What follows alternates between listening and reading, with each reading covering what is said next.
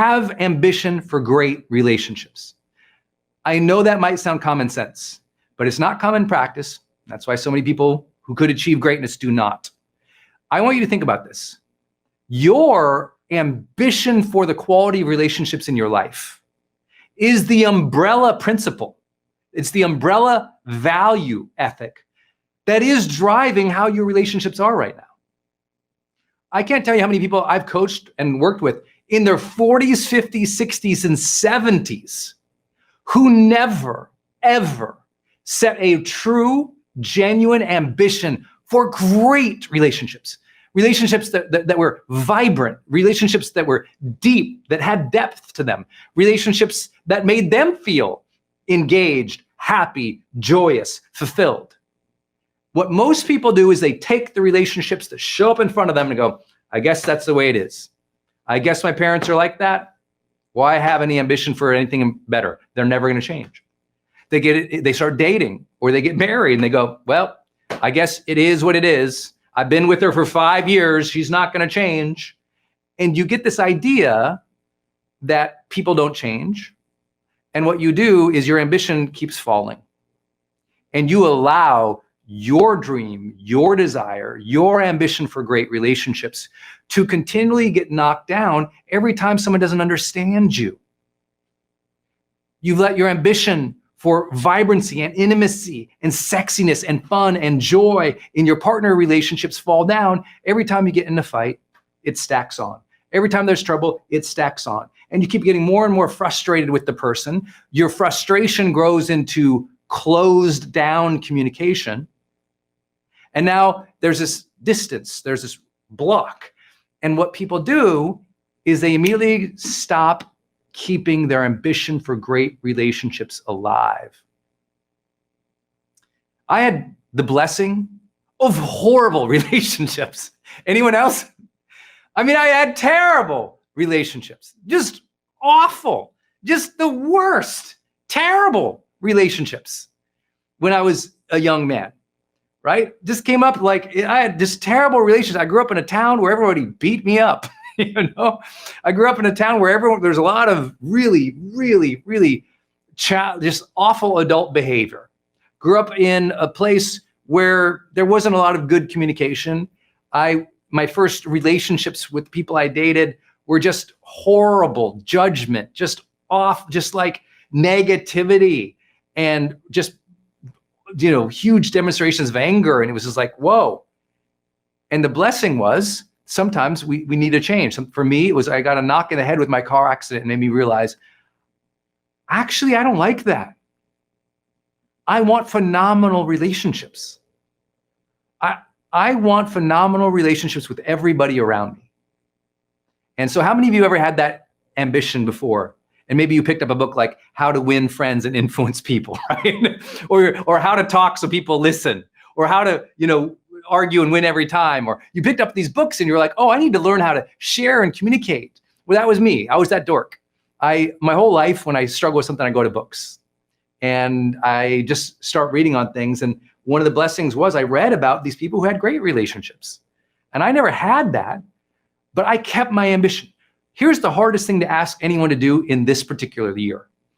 Raise your ambition for your relationships. Especially now. Some of you have been shut in with your family for so long because of the pandemic that you're just like, we're trying to survive. And you're trying to blunt out the difficulty by just turning on the TV all the time or handing over devices all the time. And the ambition to have great relationships with the kids, with the spouse, with everybody else has kind of faded into, I'm just going to survive. But I'm here to warn you as your coach that I'm just going to survive in this relationship, just trying to get through the days with this family. That ambition is lower than your potential. That ambition is hurting your intentions. That low ambition, not to have something great, is cheating you from fulfilling the destiny you were probably meant to have, but would require great relationships. And as your coach, I'm here to say, be wary of the fact that you are so wary in your relationships. Be attentive to the fact like, oh, wow, we are just trying to survive right now. because that's a slippery slope, isn't it? How many know that? Like when you just try to survive, imagine you run a business, right? You're a CEO, you're an entrepreneur, you're running your business. If you allow just surviving to last for months or years, that company never survives, right? Someone in that company must have ambition for what? Growth, for better service, for better relationships with the customers. If you don't have that in the business flatlines, then dies. That's the same thing in marriage and relationship, the same thing in child parenting, the same thing. Every time we don't keep an ambition to challenge ourselves to do better, we end up hurting the very thing. And so I'm here to say, have ambition for great relationships again. And I know your first impulse can easily be, well, you don't understand my husband. Well, you don't understand these crazy kids. You don't understand this team. You don't understand my business. You know what? Don't be a you don't understand person, because that stops you from learning. People who say you don't understand, they cut off the very advice they need to hear because they want to self-justify. Does it make sense that it's hard? Does it make sense it's much more difficult with someone who doesn't listen? Does it make more sense when you have an obstinate husband, team, or person in your business? Sure. Those are roadblocks. Those are difficulties. Those are struggles.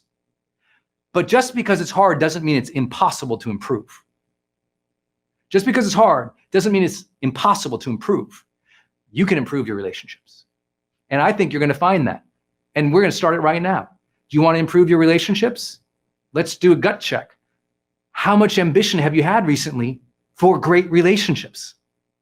Have you woken up about it? Have you journaled about it? Have you thought about it? Is it in your goal sheet? If I parade it in your house, show me the piece of paper that says, improve this relationship. Show me the piece of paper that says, create great relationships with everybody I meet. Show me the paper. Show me how often that piece of paper got journaled on. Show me how often you wrote that down. And then we can have a conversation that I don't understand, right? So let's start with, have you had the ambition? And if not, let's reignite that today. Let's reignite your desire for deep, compelling, beautiful, awesome, fulfilling, intimate, zesty, fun relationships again. You can have them. And if you stopped yourself from believing that, it only means you disengage from the skill set. You just disengage from the development here. And that might sound like harsh or judgmental in a way for a coach to kick off with it, but I'm a high performance coach. I'm supposed to hold your feet to the fire a little bit and challenge you and say, this should be an area that you love working on. Raise your hands if you love communication. Yeah, you guys, I know I get it. This is a great and a fun and a fulfilling and a great place to focus. So please, let's up-level our ambition together, my friends. Hey everybody, it's Brendon. Have you ever heard that advice to take risks, but you felt like, well, I don't want to take risks. No one likes risk, right? No one wants to say when they wake up in the morning, I'm going to take tons of risks today. Usually risk brings about fear. We're worried that if we take a risk, we'll fail. Other people will judge us. We'll look stupid. We'll feel uncertain or unsure of ourselves. And nobody likes those feelings or those outcomes. So as much as people say take risks, it's easy for us to say, nah, I'm not into that. But we also know intellectually that we can't grow unless we take more risks. That your next level of success, that leap from this level to that level, there's gonna be risk there. You know, it's from here to there, and there's that gap in between. You don't know as you take that leap if you're gonna do well. That's the risk. You might fall, you might fail, you might not do well. But if you're not making those leaps and taking those steps, you'll always be stuck where you were yesterday. And to grow, we've got to have a lot of courage to jump into those risks. So let me give you maybe a framework for how to think about taking risks. You know, I always think about 3 ways to think about taking risks so that I'm continually pushing and growing myself. So the first thing I think about when I look at my career or I look at my life, the first risk I want to take is I want to make whatever I'm doing harder. I know that sounds weird, but I'm like, how could I make my job more difficult? Because in taking that risk to make it more difficult, I'll grow. I'll give you guys an example. Last weekend, I had the blessing to keynote a conference in New Orleans. Some of you all were there. It was at the Superdome in New Orleans, which holds like 100,000 people, but they kind of spliced it in half with a curtain, and they had 20, 30,000 people in the audience. This was for the Beachbody Convention, and it was a blast.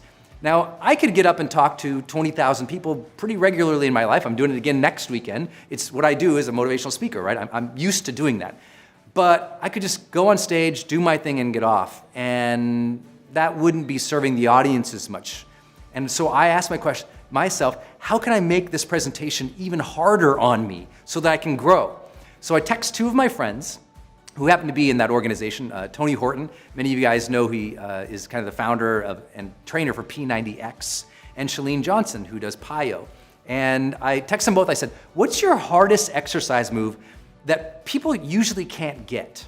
Because both those people are gonna be at the conference, and this was a lot of their super fans, so I was like, let's go. So Tony told me, he's like, the donkey kick is the hardest one. The donkey kick is basically, you do a handstand, you kick your legs out, you land back plank position, you run your leg through like threading the needle in yoga, and then you return and you do a burpee, okay? And Chalene said, well, the hardest one is like, what she calls the PIO flip, which is like, imagine doing a bridge, right? But then going to kind of one arm, and kind of like you're doing a bridge this way and one arm goes that way. I mean, it's not easy. So I decided in front of 20,000 people to do those two moves back to back in a suit. So imagine doing a handstand in a suit, kicking your legs out, threading the needle, then flipping over, doing a full extended bridge. Not easy, but I did it because it would be hard. Does that make sense? Part of the reason I got better as a speaker is because I was pushing myself. I mean, I used to be, it's very comforting and easy to give a big speech and, have a transcript or all these notes to read from. But I said, one day, I'm gonna be able to get up on stage and give a speech with no notes whatsoever. Now, that's hard. That's not comforting. It's not easy. But it's by putting challenges in front of ourselves that we grow. And that's part of taking risks. I always say it to people, look, if the only challenges you're dealing with in life right now are the ones that life dealt you, then you're not living a fully conscious life yet. And what I mean by that is you're living a life of reaction. If you're not moving if you're not moving towards harder and more difficult goals, if you're not giving yourself challenges, if you're not taking risks consciously, then you're just reacting to the world, you're not growing. And so challenge yourself. The next time you're gonna go do something, your art, your career, put yourself out there, try something, make that sales call. How could you challenge yourself to make that process even harder so you get better? Obviously, you need to do that in the gym too, right? I mean, part of growing a muscle is stretching it and making it harder, making it difficult, pushing it beyond its current capabilities. That's how you grow muscle. Same thing, that's how you grow in life. The second big thing I think about is how do I do what I'm doing and take a risk by being different, right? So think about what I've shared so far. The first way to take a risk is to make your process harder so that you grow and stretch. The second way is to do something very different. I mean, maybe you're already good at something, but now you're gonna completely switch up how you're doing it. Right now, many of you know, I have a podcast. I'm about to change that podcast from something that's been very successful. We had top 10 for over 100 weeks in my category. We're completely changing that up. So for those who listen to the Charged Life, that's gonna be switching up this weekend to the Brendon Show. And it's completely different. It's a new format. We don't need to do it. The old way worked fine. But part of taking risks is making yourself evolve, not being the latecomer to evolution, right? So think about how can you do something different? I'll give you an example. When we first started my YouTube channel, back in like 2014, when we really started doing weekly YouTube videos, Travis had this great idea. He said, you know what? What if we did our videos in black and white? And back then, nobody was doing videos in black and white on a weekly basis as part of a show, certainly not in personal development. So we did it. It was completely different. It was a risk for us. I mean, would it work going from color to black and white in the modern era? It did. And some of those videos took off. I mean, million views, 2 million views, now some of them entering their 3 millionth view. That happened because we decided to take a risk and be different. So how can you be different in your category, in your career, in your field of interest, whatever you're doing? How can you purposefully choose to evolve and do something different? Because that's a risk.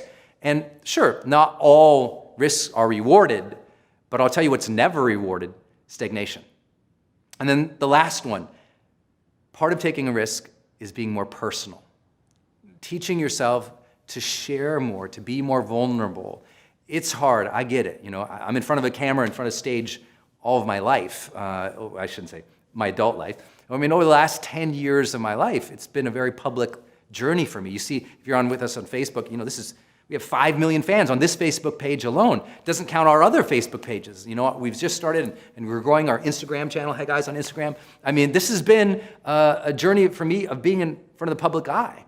But even me, for my next level, I'm gonna have to share more about my personal life, be more thoughtful about that. And that takes a lot of vulnerability. It doesn't scare me, I just know I need to do it. And I'll give you an example. When I first started my career in personal and professional development, because if you ask me, Brendon, what do you do? I always say, well, I'm a writer first, and I'm a trainer second. I've been blessed to train more people on the topic of motivation to high performance than anybody else in the world now. Our videos have been viewed over 100 million times, over 10 million fans across our Facebook pages. I've been blessed to reach a lot of people. But I can share with you, when I began my career, I thought I had to be Mr. Buttoned Up, so proper. And because I came from the consulting world. If you ever had a real job in organizational America and then you start doing this, it's hard not to be stiff, and not share as much. But I remember the first time I ever shared with my audience back then, I shared with them about how when I started my career, I went broke. And I mean bankrupt broke. And I was in bankruptcy and I was struggling to start my career, do my own seminars. I had no idea what I was doing. People were making fun of me. I'm sure people are making fun of me right now on this live cast. You get used to that part. But it was new and it was scary.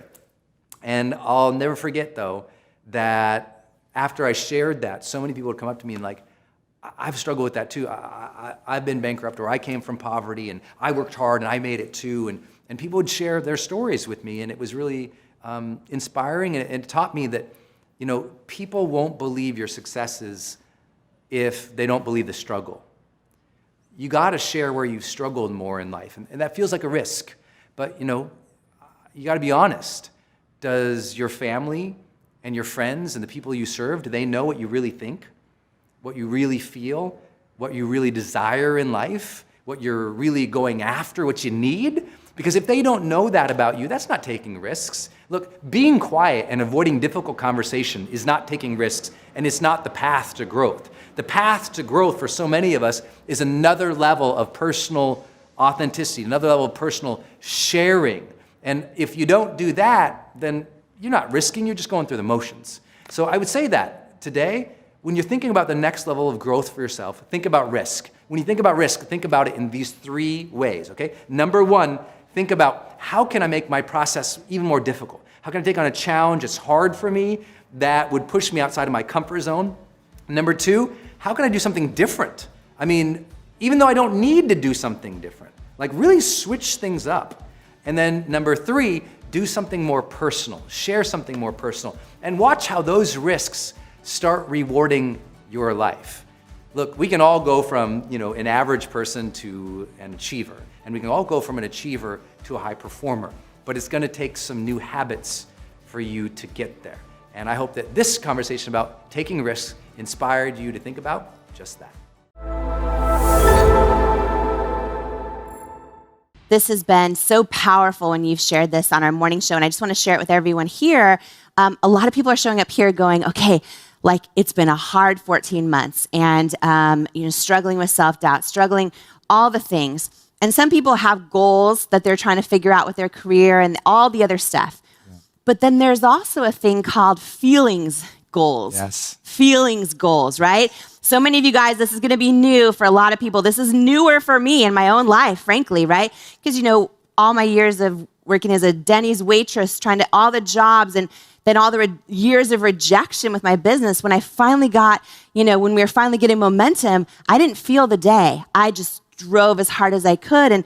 And one of the things Brendon has shared so much about, and I would love for you to share with everyone live right now, is you can have goals in your fitness journey and in your career and all these things, but what about goals for your feelings, for how you feel and how you feel the day? Can you share? Yes. This is so powerful. I remember the first time I said this to her feel the day. And she's like, oh, right. And we had this huge, great talk about it, because what happens is sometimes you're taking care of the kids, you're going through your life, you're doing the projects, you have the to-do lists, and you're just going, and you finish the day, you didn't even feel the day. There's no reverence for life. There's no love. There's no heart. There's no spirit, no flow, no connection, no creative pop. And it's not because it wasn't there. It was just, you just like blew through the day. You bullied the hours, I call it. And there was no moment of a pit stop to give prayer or meditation or gratitude or a second to go like, how am I feeling? And, am I experiencing the energy that I want to experience in life? And that's, again, we generate that, but feeling the day. I found the most successful people in the world, I remember we drew this out. I went to Jamie's house almost 2 years ago, I think now. Yeah. And we were talking about successful people, and there's drawing this little triangle, and what everybody wants after they've gotten everything. After you hit your goals, you made the money you feel like your family needs, what you want is you want to feel the day more. You want greater depth in your relationships, like deeper relationships, deeper commitment, deeper meaning, right? We all want those things. And then we also want to know that we're leaving some kind of legacy or contribution, what I call meaningful pursuits. And I think feeling the day should be in your top 1 or 2 priorities every day. The whole mindfulness movement is really architected to, I want to feel the day. I want to feel presence, right? I want to feel the energy. I want to feel the spirit. I want a self-awareness or consciousness. It's a different feeling of the day versus just like powering through or caffeinating through it all and just blunting it out. We want you to have those sensations of beauty and honor and respect and depth every day. We want you to feel joy and reverence every day. She knows I probably say reverence every morning show because I'm so happy. Who feels so happy to be alive? I'm so happy to be alive. I'm so happy to be with this woman. I'm so happy with this team and with you all guys. It's amazing. It's a gift. Yeah, I love that so much. And even Ed Milet was sharing a little bit about that idea of, setting goals also for feeling the day. And then also like what are feelings we want in our life? And I think you just named a big one too, which is presence. I think that it's been so easy, especially the last 14 months, to like disconnect and just try to numb out and try to surf Instagram or watch the news or all the things, right? And so many people are saying that's really taken a toll on them, that they feel their own light dimming when they do that. And, I started the morning off by talking about how that light is still inside of you, that light in every single one of us, right? A lot of people nodding, it's still inside of you right now. And I think part of igniting it is learning to feel the day, right? So what are just a few just simple tips people can do who are like, Brendon, how do I feel the day? I feel nothing. Part of it, to recognize your overall emotional feeling every day is usually a 72-hour after effect of how you moved, breathed, slept, and ate in the last 72 hours.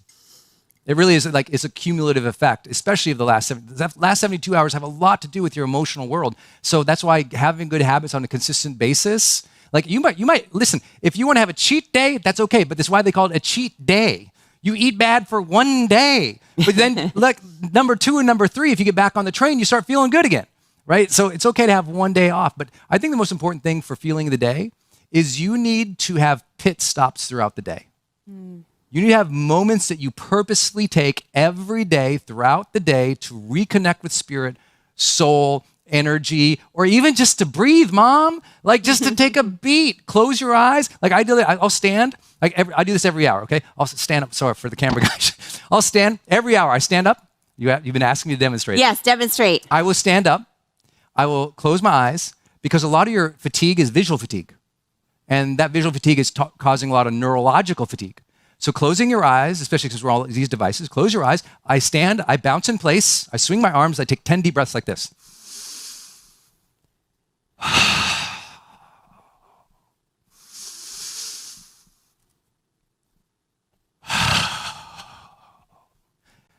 10 deep breaths like that every hour. And it re-energizes my body and my brain, and it's a little pit stop. And now my mental focus is back. When I open my eyes, I go, what's my intention for this next hour? And that little pit stop makes me go longer, just like a race car. It can go around the whole race, but it doesn't. It takes the pit stops to tune it up so it can go longer and faster and win the race. You need a little more pit stops to tune your mind up amp up your emotions, reconnect with the heart or the spirit or the soul. And if you are just grinding all day, there's no pit stops. That's the equation for burnout. Yeah, well, so many people feeling burnt out, right? People that aren't leaving their home but because of the pandemic, but just so burnt out and so overwhelmed. And one thing you shared that I want to make sure everyone caught is the idea of visual fatigue, because that was a huge aha moment that I had with you on the morning show just in the past few weeks. I thought, you guys, we implemented this at IT Cosmetics. We grew to over 1,000 employees, and we would start ending meetings like 5 minutes before the hour, instead of just back-to-back-to-back meetings, right? Because the idea that you can get up and just walk around and move your body. But one of the things you brought up is I learned I was doing them wrong because I was like walking and moving, but still engaged. I would take meetings in the hallway walking, or I would check my email on that 5-minute break, yes. right? And can you just quickly share the idea that when you do take a pit stop, when you do take that 5 minutes, right? And this is hard for a lot of people, but the idea is when you take that 5 minutes, the other 55, right? Or you take the 10 minutes, the other 50 are so much more alive. Yes. They're so much more alive. So people that say, oh, I can't afford to do that. No. You're so much more alive in those other 50. But I was doing it wrong because I wasn't actually resting my mind. And you talk about the power of like visual fatigue. If you take a break and you're scrolling Instagram or emails, that's not a break. That's exhaustion, right? Scrolling is just exhausting your brain even more and more and more and more. It's engaging it, but it's exhausting it more and more and more. And so it's like this. You cannot possibly hope that burnout will end if you don't more consistently recharge. But we grew up on a century-old model that, we'll get to recharge when we retire. We'll get to recharge, 2 weeks out of the year when we have vacation. It's why people are miserable, because the burnout is real because they don't recharge. That one day I'll recharge, the spa day, or a year from now. No. The world's largest study of productivity that's ever been done found out the most productive people in the world who also reported high levels of happiness, they took a break on average every 52 minutes. Largest study ever done. Every 52 minutes they took a break. Did they need the break? No, they're recharging. If you're crashing at 2 and 3 o'clock in the afternoon every day, it's time to take a hint. You need to recharge at like 10:30, 11:30, or 1:30 to prevent the crash that happens 2 or 3. The crashes happen because the recharges are not happening. And so the burnout will always be there. And I always say, make sure you don't blame the burnout on anybody. Please don't blame your burnout on your kids. That's not fair to them. Don't blame your burnout on the team. Blame the burnout on either ambition that is unmet with planning or just not taking care of and prioritizing your self-care or your well-being. Take care of you so you have the energy to serve at your highest levels. I think that is something we can all align with.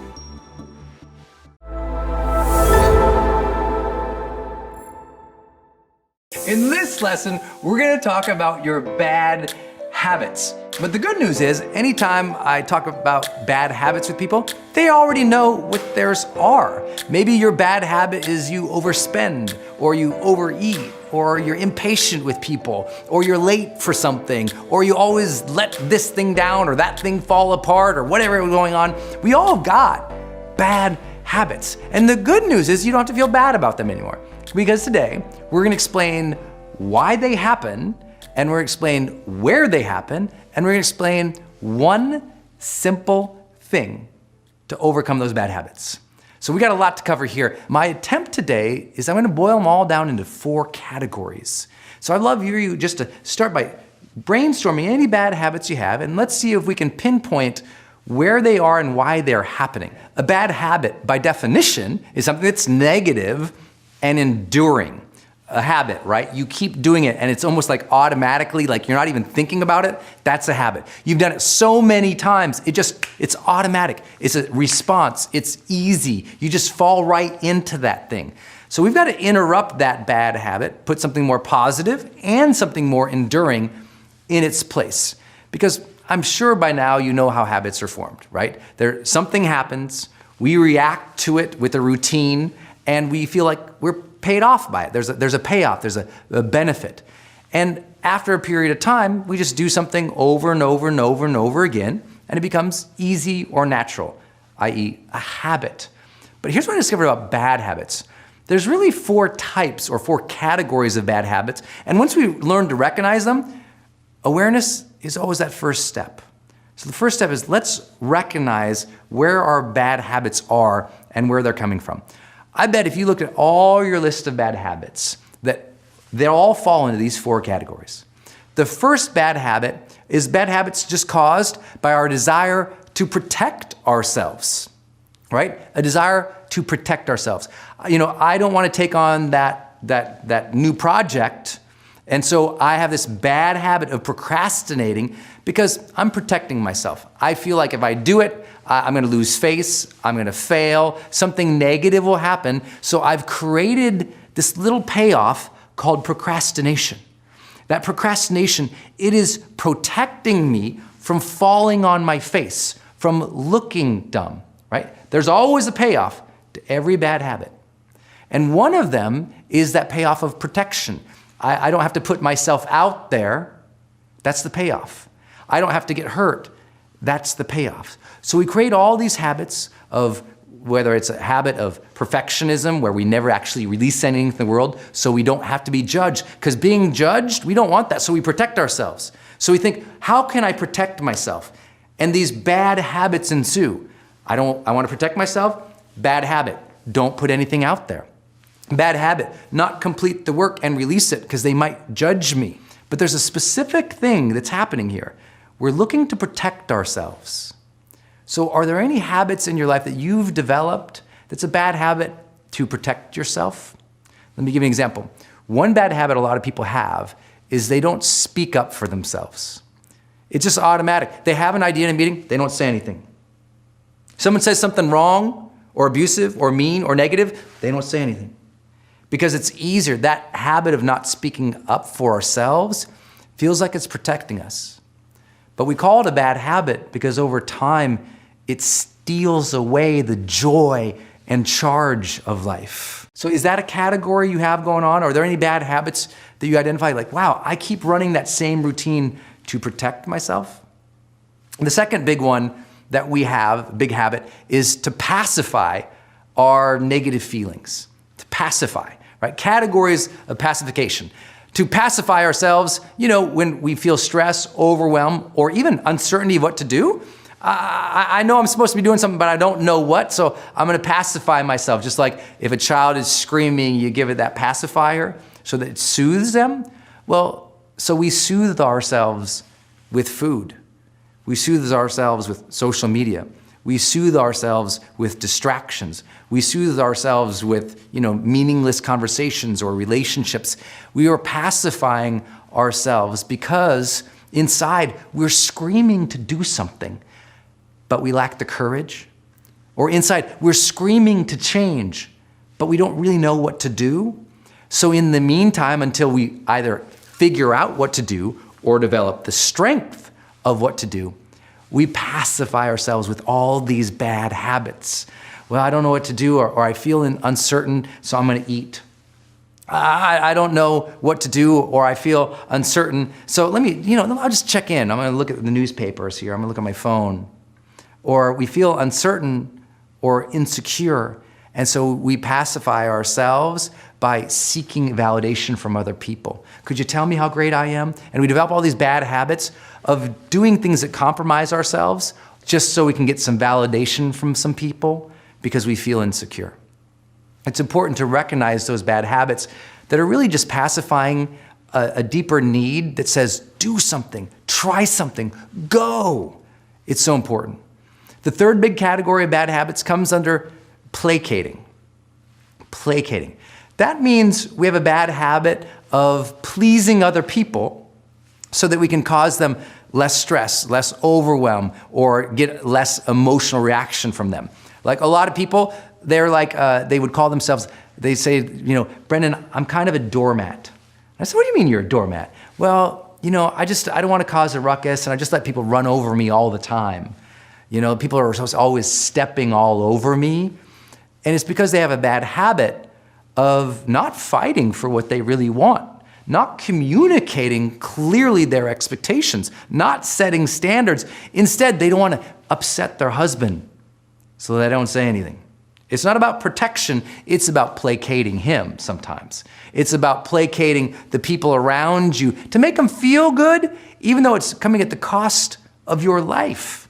That's often a big bad habit, isn't it? That's why we get overwhelmed in the first place, is because we're doing everything for everybody else to make everybody else feel happy and charmed and good at the cost of our own sanity, our own well-being, our own health. And the last big category over and over and over of bad habits is proving ourselves. Bad habits. If you're always arguing, someone says something and you just scream at them and you get anger because you have to prove yourself. It's your ego saying, hey, validate me. Hey, pay attention. Someone cuts you off on the road, you flip them off, you floor it, you cut in front of them, you go, ha, look at me, jerk. You want to prove that you're important. You want to prove that you should be taken seriously. You want to prove that you're somebody who doesn't deserve to be cut off, and you fight, and you fight, and you fight. And so if you can at least begin to identify some of these, maybe just me talking with you here, maybe that helped you identify some habits, and you're like, oh, I'm doing that. So if all we did is help you generate some more understanding or awareness or categorization of your bad habits, we're starting on the right foot. I've found over and over in my life, a lot of people don't know what their bad habits are, and yet they're unhappy. So if you're trying to figure out why you're unhappy, start with what routines you're continually doing that are negative and stick around, because in there is a way to get some more happiness back. It's right there. And all we have to do is make sure first we're aware of them, and then once we're aware of them, we decide we're going to break them. We're going to find a payoff that's above those payoffs. And it's a very simple thing to do. I'm going to ask you to do one thing, and it's so easy.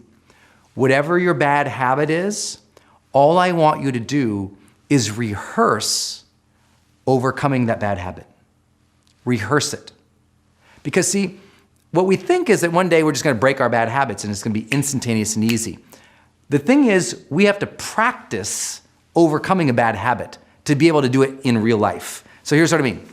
What I'd love you to do, if your bad habit is you just pacify yourself with food when you're uncomfortable or unsure, what I'd love you to do is not do what everyone else says.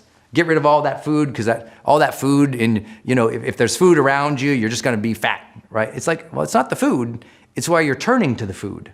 So let's not try and leave the food, and let's practice not going to the food.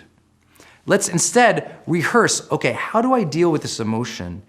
Instead of going to the food, what's another way I can have the payoff of dealing with the emotion without that thing that's the bad habit, the food as an example. Now what I want you to do is don't wait until next time you're angry or hurt or upset to go to the food.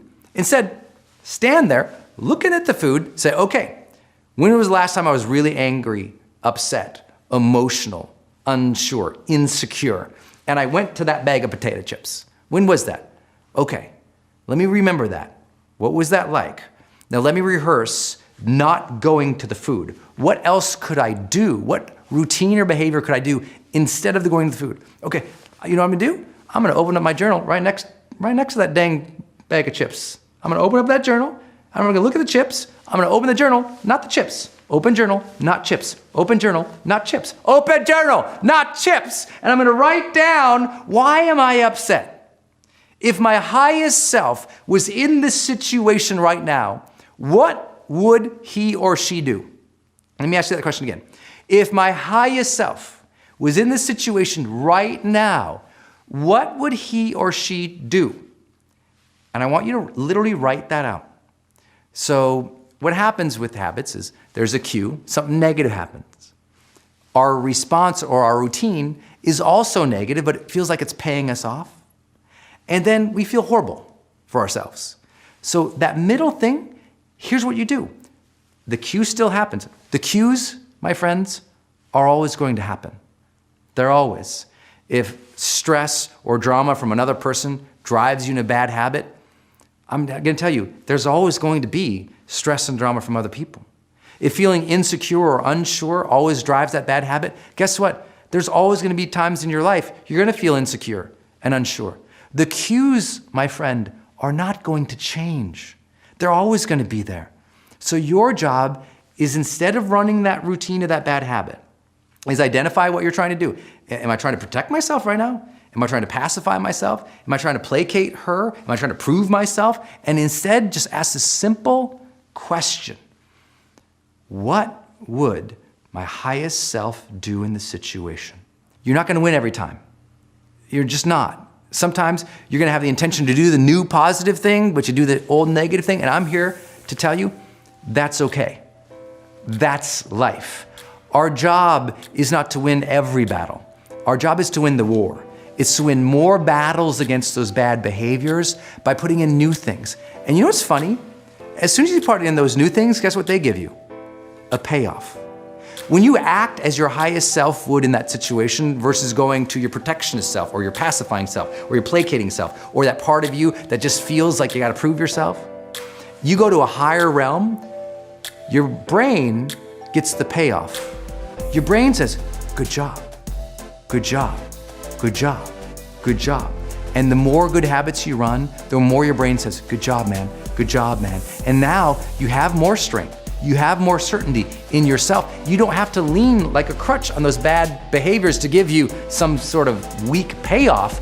Instead, your brain goes, hey, you know what? Last time we fought this and we won, that felt pretty good. And you start to get momentum establishing new, good, positive habits simply because you said, bad cue, what good would my highest self do? You try that a few times and you start getting momentum to changing your life.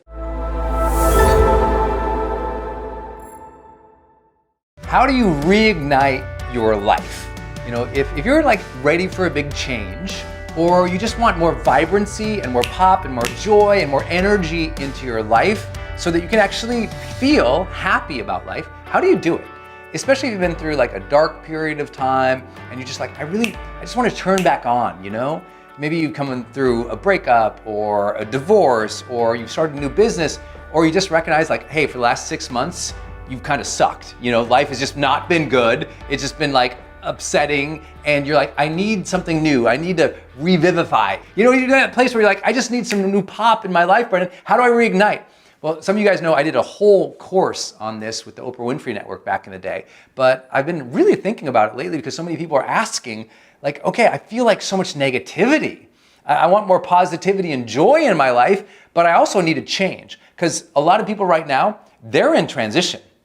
You know, they had this part of their life and now the career changed. And they're like, oh, I'm in this part of my life. And they want to do it better. So this still applies to you. So how do you reignite your life? I got 4 big ideas. I call it the 4 Ps. Okay. The first way to reignite your life is not to have a midlife crisis and become a metaphor. Okay. What I mean is that most people, what they do is they think, well, I must have to move. I got to move to a whole new location. I see, Brendon, you moved to Puerto Rico. It's great. I guess I got to move my life. No, my life was already ignited. I didn't have to move somewhere to find it. You don't have to be in a new relationship, start a new career, move to that new town.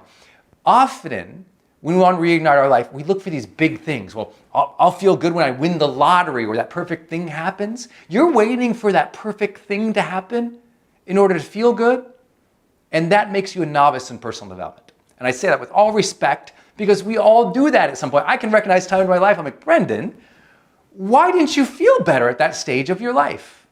Because I wasn't using my mind well. And so I learned that if you want to reignite your life, don't think it has to be this big, abrupt, sudden, crazy change. Those can be great. But if those aren't well thought out, it becomes a train wreck and a midlife crisis versus an intentional new way of being. Because listen, that's how you reignite your life. An intentional new way of being. And that's what these 4 Ps are really going to be about. A new way of being for you. We don't have to change your marriage or your career. I'm not saying those things might not need to change, but you can reignite your life by starting with these 4 Ps. The first P is presence. Learning to be more present in the moment, more mindful and appreciative of what you already have that you've been missing. So many people think that they need something new to make them feel good when I'm like, but didn't you see what your child just did? How cute was that? Or didn't you just notice that you do have more abundance than 50% of the world?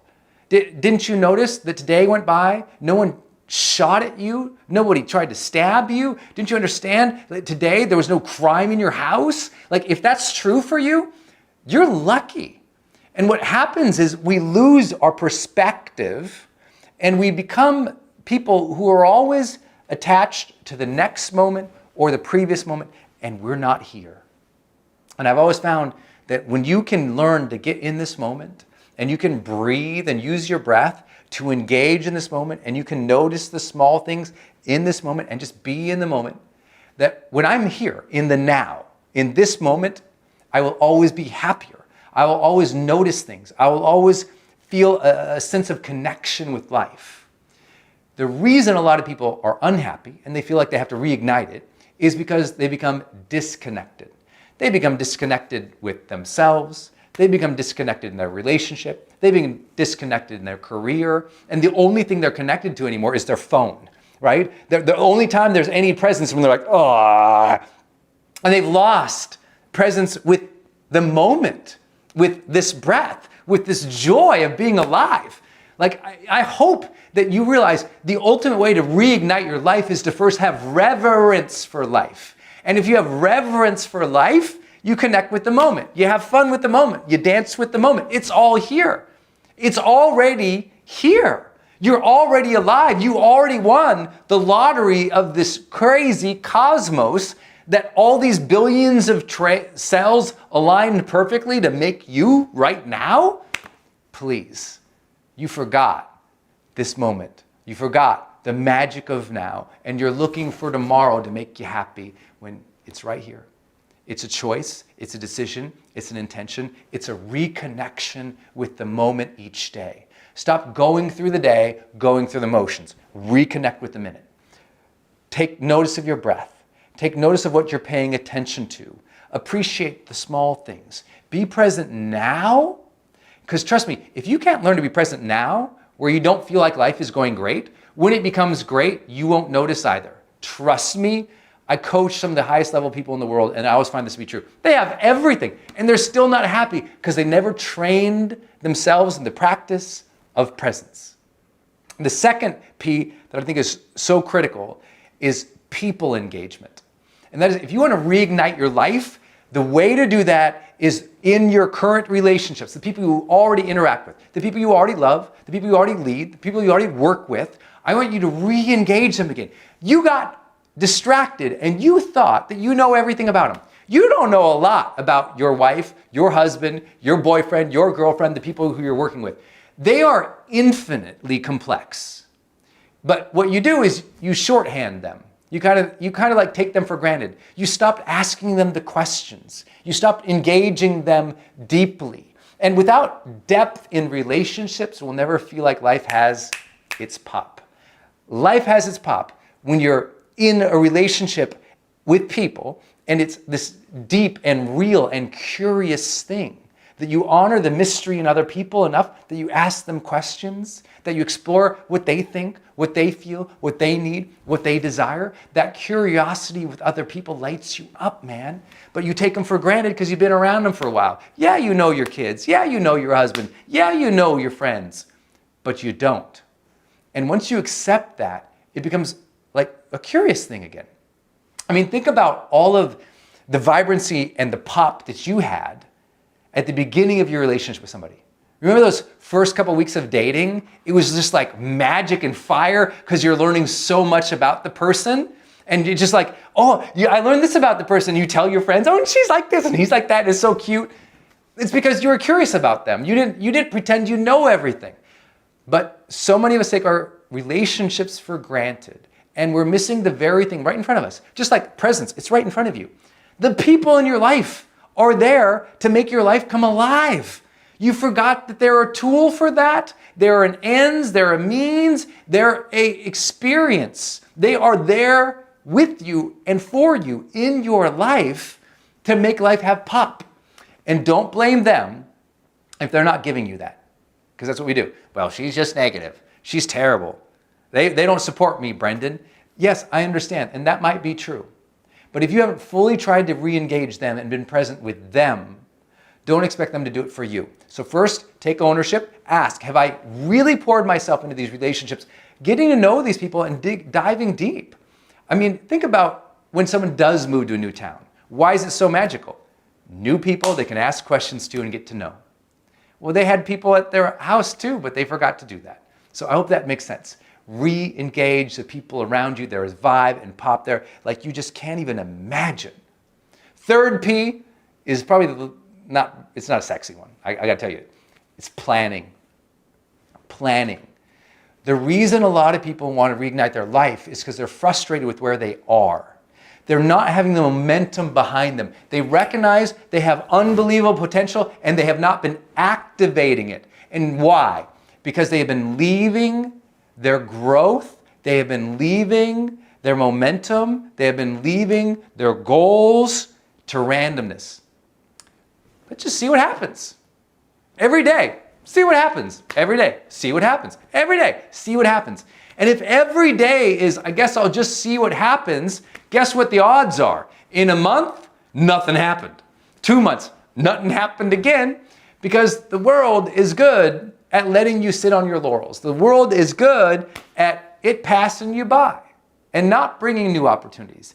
Yes, sometimes we're lucky and new things come into our lives and it changes us. But often, we've got to architect that.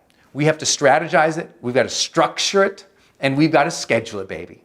You have to think about that. You have to take back the strategy and the structure and the scheduling for you to get ahead. What does this mean? It means planning. It means I need to be able to show up in your house, you need to be able to open up your laptop or show me on a wall somewhere on a piece of paper at the kitchen table. Here's my plan, Brendon. Here's what I'm excited to do. Even if all that shows me is, what's my ideal day look like? I'm trying to work towards that every day, Brendon. It doesn't have to be your mission to go to Mars. It can just be like, here's what an ideal day would look like for me. I'm going to hit it more often than not. It's just a plan. And without a plan, without knowing what your next month is about, we end up going month to month to month, flailing about. And then one day we're going, I'm kind of miserable. And I don't know why. I'm like, I know why. Because you're the same as you were 5 years ago. And we all have within our heart and our soul the growth imperative. It's in us by biology, evolution, God, whatever you want to call it. We are meant to grow and to try to reach the rim of our full potential. But that can't be done without some planning. So think about, what do you want next month? What does your ideal days look like? What are the big goals and projects you want to work towards? Bust them down, put them in the calendar, start building knowledge, skills, and ability to be able to achieve those faster. And that's getting you a little momentum, because momentum makes life come back to full color. Got it? Other idea I think is really important is that as you're striving towards this, the fourth P is peaceful progress.